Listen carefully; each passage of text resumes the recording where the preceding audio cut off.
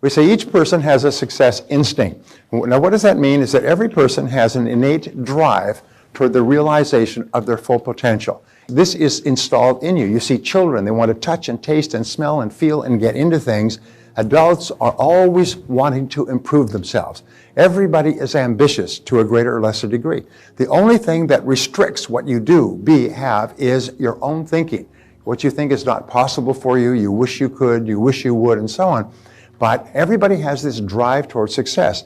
There was a wonderful line that said, within each person is an inherent drive to the full realization of their potential. All negative emotions come from frustrated potential. At the root, your negative emotions, your negativity comes from feeling that you could do or be far more than you are. It's only something that is holding you back. And then we make the mistake of thinking that the something is ourselves, and as soon as you think of that, you move from active to passive. If you take the 80-20 rule in our society today, 20% of people are proactive, like yourselves. You take the time and the trouble to do things, and then about 80% are passive. They're wishing and hoping and waiting and kind of have given up, and they hope that something will come along. That's why they buy lottery tickets. There are 7 ingredients of success. When I started talking about success, people say, well, how do you define success? How do you define success? And there's an old saying, before you do something, you have to do something else first. So before we start talking about becoming more successful, we have to talk about is what is success. So number 1 ingredient of success is peace of mind. Peace of mind occurs naturally in the absence of fear and negative emotions. If you look at all spiritual doctrines, all religion, all meditation, all philosophy, all great thought, and all of history, it is to bring people to the point of thinking where they enjoy complete peace of mind. The rule is that if you set peace of mind as your highest goal, you'll probably never make another mistake. If you set peace of mind as your highest goal, everything else will fall into place. And if you achieve everything else in the world, but you do not achieve your own peace of mind, you will consider yourself a failure. You'll be unhappy, you'll be frustrated, you'll be irritated, you'll be angry, and so on. So peace of mind is the critical thing. And so you have to keep asking yourself, what are the things that occur that give me peace of mind? When do I enjoy the highest level of peace of mind? And when you have no fear and no negative emotions, your mind is like a vacuum. What flows in is complete peace. When you have solved all your problems, when everything is fine, you just feel completely at peace, and those are what are called the peak experiences of your life. Those are when you are the happiest of all. And this is not something that occurs accidentally. You walk along and you trip over some peace of mind and pick it up and put it in your pocket. You have to deliberately design your life so that you feel a great sense of peace. And of course, an extension of that is happiness. Aristotle said the ultimate aim of all human behavior is to be happy, just to achieve your own happiness. The ultimate measure of how well you're doing as a human being is how genuinely happy you are. And if you can accomplish everything else in the world, but you're not a happy person and you don't enjoy inner peace, well, then to that degree you've failed. The second ingredient of success is health and energy. It means, with health and energy, it means that you have abundant health and just a non-stop flow of energy. True measure of health is how much energy you have. You get up in the morning and you feel energetic, you feel happy, and when you're really happy and excited about your life, you tend to have a boundless flow of energy. And of course, today, it's possible for us to live longer and live better than has ever been possible in all of human history. And our job is to take advantage of that. Now, the third is loving relationships. This is really the most important of all. If you have inner peace and you have good health, then your loving relationships are terribly important. 85% of the success you enjoy in life will be determined by how well you get along with other people. If you are having problems with other people, that will immediately interfere with your peace of mind and will very quickly interfere with your health. Most illnesses today are psychosomatic in origin. Psycho, the mind, makes soma, the body, ill. And why is it? It's because of anger and frustration and problems, almost always with people. You measure a loving relationship by how much you laugh with the other person, how much you laugh. And this is really the critical measure of the health of a person. A person can't say, well, I don't laugh very much, but I'm really healthy. No, sir, you have a lot of problems because human beings are the only creatures in the world that laugh. Did you know that? And the laughter comes from inside. It comes from the soul. It comes from the heart. It comes from everything in the outer world being fine. And so the more you laugh, the healthier you are. When you laugh a lot, it triggers all kinds of functions in your body, all of which are good. You come out of a funny movie or a laughter conversation with somebody and just feel happy all over. So laughter is how you can tell if a relationship is going well. Financial freedom is a real big issue today. Financial freedom means that you don't worry about money. Worries about money, by the way, are the #1 reason for marital breakdown. Worries, disagreements, arguments over money. So if you have problems with money, they affect your relationship. If you have problems with your relationship, they affect your health. If you have problems with your health, it affects your peace of mind. And money is a major issue. Today, if you want to be financially successful, you're going to have to work very, very hard. You're going to have to get up early and hit it hard and work all day and work into the evening. You're going to have to work 6 days a week. There's no wealthy people who work 5 days a week. Zero, nada, nicht, rien de chose. None. There's no successful people who work 5 days a week. Because if you work 5 days a week, you actually only work about 4, and you start late, you leave early, and you waste time all day long. Successful people work long days and they work into the weekends.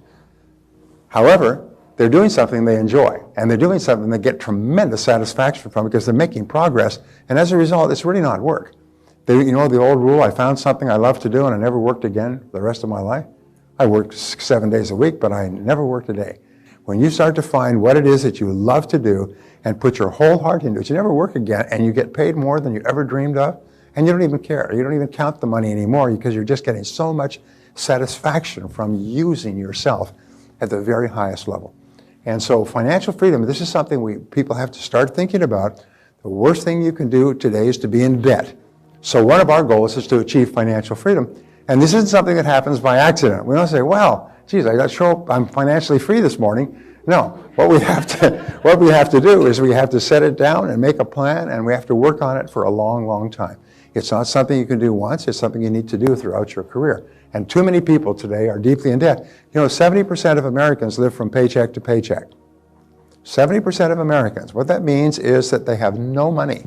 They have no reserves. The average American family at the age of 40 for the major breadwinner has a total net worth of about $40,000. And that's including the equity in their home. At the age of 60, they have a net worth of about $62,000. An average of about $1,000 a year. Most people without pensions, that's why there's so much political controversy, without pensions, most people would be destitute. They'd be impoverished because they have nothing. 70% have nothing. Why? It's not because they haven't earned a lot of money. Do you know that if you saved $100 a month for your entire working lifetime, you'd be worth more than $1 million when you're retired? $100 a month. If somebody put a gun to your head, could you save $100 a month? Yes, if your whole future depended upon it, could you save $100 a month? Well, it does. And people don't even save that. Number 5, worthy goals and ideals. And worthy goals and ideals are what really set you off. Worthy goals and ideals give you a sense of meaning and purpose. They make you wake up in the morning and you're excited. You can hardly get going. There's a lot of people who love to sleep. They love to sleep because they've got no reason to get up. People who are doing something and achieving something that's important, they look upon sleep as an irritation. It's something you have to do so that you're fully refreshed, but you do it as quickly as possible so you can get back to doing the stuff that makes you happy, gives you peace of mind, fills your financial coffers, and so on. The 6th ingredient of success is self-knowledge and self-understanding. The essence of all wisdom. And Socrates said, the unexamined life is not worth living. The essence of all human wisdom is self-knowledge and self-understanding. Is to understand who you are and why you think and feel the way you do. Because that foundation is called intrapersonal intelligence. It's been identified at Harvard as one of the foundation intelligences of great success in life. It's really understanding yourself. Understanding your strengths and weaknesses. You'll find that superior people are very honest about themselves. They know that they're not good at certain things, and they're not defensive. And they're better at other things, and they're quite proud of it. And the last ingredient is personal fulfillment and self-actualization. Abraham Maslow called the ultimate aim of human growth is to achieve self-actualization. Self-actualization is where you feel each day that you're becoming everything you're capable of becoming. You feel that you're continually growing and that your goals are greater and greater. You're becoming better and better. You're learning more and more. You're doing more and more. Only 2% of the population actually reaches the high level of self-actualization, where they really feel that their life is just terrific. expanding and it's wonderful and they've got so many things going on and they're happy most of the time and they're cheerful and so on, get along wonderfully with others. Only 2%. He called self-actualization being, and the achievement of self-actualization the fulfillment of a being need, of being as a person. He said the 98% of the population are plagued by what he called deficiency needs. Is they're constantly compensating for their inner deficiencies and their worries and their doubts and their fears and their past experiences and so on. Only 2% reach self-actualization. The key to success is, first of all, understanding. And understanding is understanding yourself and understanding your world. And that takes some time, it takes some study. And the second is effort, is you have to work. You have to be willing to make the efforts necessary. And there's always work that you have to do. If you want to become physically fit, if you want to lose weight, there's a lot of work that you have to do. And unfortunately, most people, the bottom 80% of people, are lazy. Actually, there are 3 types of lazy. They're lazy, very lazy, and bone lazy. And one of the greatest problems we have in our society today is lazy people who want the rewards that hardworking people get. And they call the lazy people the average person. They call successful people the millionaires and billionaires, the millionaires and billionaires, the millionaires and billionaires, without realizing that all of those people started with nothing. Many of them were poor, many of them were immigrants, and they worked 20 to 30 years to become financially successful, and they say, well, these people should just be made to share this wealth that just fell in their hands. There was a politician who ran for the presidency some years ago, and he said, those who have been lucky at the gaming tables of life should be forced to share their winnings with those who have not been as fortunate. That's the mindset. In other words, if you're successful, just luck. So therefore you don't really deserve it, so it should be taken from you and given to others. The fact is that it takes tremendous effort for you and I to achieve any kind of success. One of the differences between successes and failures is successful people are intensely action-oriented, and failures are talk-oriented.